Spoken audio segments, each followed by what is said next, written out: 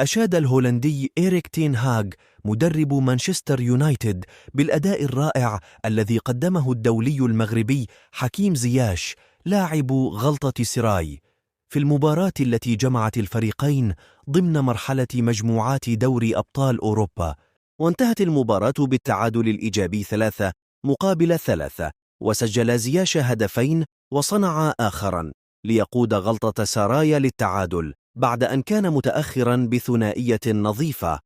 وقال تين هاغ في المؤتمر الصحفي الذي أعقب المباراة: حكيم زياش لاعب رائع للغاية، ومن الصعب إيقافه في الملعب، إنه يمتلك إمكانيات كبيرة تجعله يصنع الفارق في أي وقت.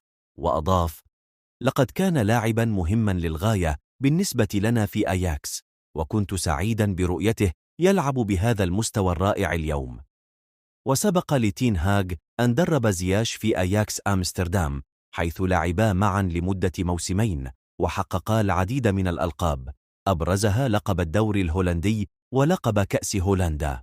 وتعد هذه الإشادة من تين هاغ بمثابة دفعة معنوية كبيرة لزياش، الذي يسعى لإعادة نفسه إلى الواجهة بعد موسم مخيب للآمال مع تشيلسي. ويأمل زياش أن يتمكن من إثبات نفسه مع غلطة سراي، وأن يجذب أنظار الأندية الكبرى مرة أخرى.